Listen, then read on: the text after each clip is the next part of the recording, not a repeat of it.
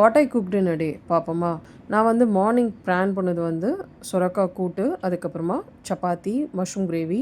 So காலையில் ஏஞ்சோடனே நான் வந்து கடலைப்பருப்பு, கொஞ்சம் பூண்டு, மஞ்சத்தூள் போட்டு ஒரு 4லேருந்து 5 விசில் வர வச்சுக்கணும். ஏன்னா இந்த பருப்பு வந்து அவ்வளோ சீக்கிரம் வேகாது. எனக்கு வந்து நல்லா சாஃப்டாக குக் ஆனால் தான் பிடிக்கும். அதனால் ஒரு 4 to 5 விசில்ஸ் வைப்பேன்.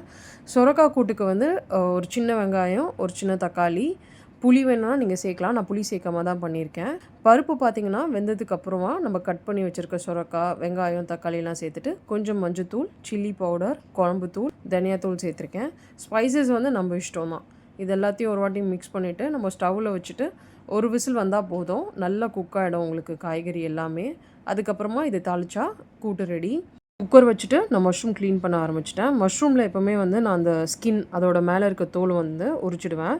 கரெக்டாக ஒரு விசில் வந்தால் போதும், கரெக்டாக இருக்கும். இதுக்கப்புறமா நம்ம ஒரு வாட்டி இதில் கல் உப்பு சேர்த்துட்டு நல்லா மிக்ஸ் பண்ணணும். பருப்பு, இந்த காய்கறி எல்லாமே நல்லா மசிஞ்சிடும். தாளிக்க வந்து நான் ஒரு பேனில் எண்ணெய் ஊற்றிட்டு கடுகு, அதுக்கப்புறமா சீரகம், உளுத்தம்பருப்பு, கருவேப்பிலை சேர்த்துட்டு பொரிஞ்சதுக்கப்புறமா காஞ்ச மிளகா காரத்துக்கு ஏற்ற மாதிரி நம்ம போட்டுக்கலாம். பெருங்காயம் சேர்த்துட்டு நம்ம ரெடி பண்ணி வச்சுருக்க கூட்டில் இது சேர்த்துடணும்.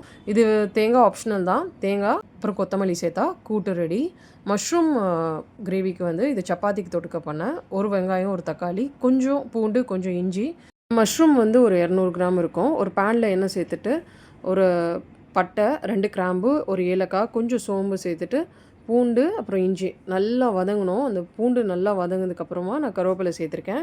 நெக்ஸ்ட்டு வந்து நம்ம வெங்காயம் சேர்த்துட்டு வெங்காயமும் நல்லா வதங்கினதுக்கப்புறமா தக்காளி வந்து சேர்த்துட்டு நீங்கள் மூடி வச்சு கூட குக் பண்ணலாம். நல்லா வந்து இந்த தக்காளி மசிஞ்சதுக்கப்புறம் இதில் வந்து நம்ம மசாலாலாம் ஆட் பண்ணோம்.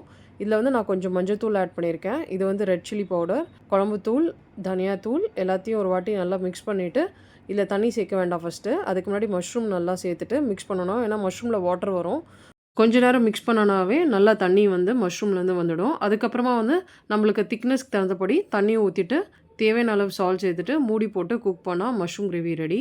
ஃபைனலாக இதில் வந்து கொத்தமல்லி அப்படி இல்லாட்டி கஸ்தூரி மெத்தி கூட ரொம்ப நல்லாயிருக்கும். நம்ம சப்பாத்திக்கு தானே தொட்டுக்கு போகிறோம். ஸோ மார்னிங் பிரேக்ஃபாஸ்ட் சப்பாத்தி, கொஞ்சம் மஷ்ரூம் கிரேவி, அப்புறம் சுரக்காய் கூட்டம் கொடுத்தேன். லஞ்சுக்கு வந்து ரைஸில் கொஞ்சம் மஷ்ரூம் மிக்ஸ் பண்ணிவிட்டு சுரக்காய் கூட்டு தான் கொடுத்துருந்தேன். வீட்டுக்கு வந்தோடனே மறுபடியும் ஏதாச்சும் சாப்பிடுவா, எக் அந்த மாதிரி. நைட் டின்னர் வந்து நான் வந்து இடியாப்பம் தான் பண்ணியிருந்தேன். மாவில் நம்ம சால்ட் மிக்ஸ் பண்ணிவிட்டு நல்லா கொதிக்கிற தண்ணியை சேர்த்து கொஞ்சம் கொஞ்சமாக ஆட் பண்ணி மிக்ஸ் பண்ணணும். எப்போவுமே ரொம்ப அதிகமாக ஆகிடக்கூடாது தண்ணி. கொஞ்சம் கொஞ்சமாக ஆட் பண்ண போது நம்மளுக்கு தெரியும் தண்ணி தேவையா இல்லையான்ட்டு. இந்த மாதிரி மாவு ஒட்டக்கூடாது கையில். அப்போ ரெடி. ஸோ அதுக்கப்புறம் நம்ம மூடி வச்சிடலாம். இதுக்கு தொட்டுக்க வந்து நான் தேங்காய் பால் தான் ரெடி பண்ணியிருந்தேன். தேங்காய் பாலுக்கு வந்து கொஞ்சம் ஏலக்காய் சேர்த்து அரைக்கணும். அதுக்கப்புறம் ஒரு ஸ்ட்ரெயினரை வச்சு வடிகட்டிட்டோன்னா தேங்காய் பால் ரெடி. இடியாப்பம் வந்து புளியறதுக்கு நான் இட்லி பிளேட்டில் வந்து கீ தடவிட்டு இடியாப்பம் வந்து இந்த இட்லி பிளேட்டில் வந்து நம்ம ப்ரெஸ் பண்ணோன்னா வந்துடும். அதுக்கப்புறமா இட்லி குண்டாவில் வந்து தண்ணி வந்து கொஞ்சம் சூடாக இருக்கணும். அதுக்கப்புறம் இந்த பிளேட்டை வச்சுட்டு நம்ம மூடி போட்டு ஒரு 20 மினிட்ஸ் வேக வச்சோன்னா இடியாப்பம் ரெடி. தேங்காய் பாலில் வந்து நான் நாட்டு சக்கரை சேர்த்துருக்கேன். அதே மாதிரி கொஞ்சம் வந்து சால்ட். இடியாப்பம் வேகிறதுக்குள்ளே நான் வந்து கொஞ்சம் பாத்திரம்லாம் இருந்துச்சு. இந்த தேங்காய் அரைச்சது எல்லாமே அதெல்லாம் வாஷ் பண்ணி வச்சேன். அவ்வளோதான். ஒரு 20 மினிட்ஸ் வேக வச்சோன்னா இடியாப்பம் ரெடி ஆகிடும்.